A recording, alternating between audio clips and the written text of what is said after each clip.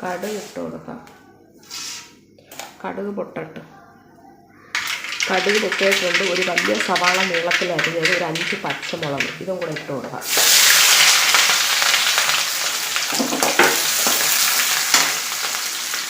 കുറച്ച് ഉപ്പിട്ട് കൊടുക്കാം. എന്നിട്ട് ഇത് തോനെ വേവരുത്. സവാള ഒരു പകുതി വേവും. അപ്പോൾ ഈ സവാള നമുക്ക് വെന്തിട്ടുണ്ട്. അപ്പോൾ നമുക്ക് മഞ്ഞൾപ്പൊടി ഇട്ട് കൊടുക്കാം.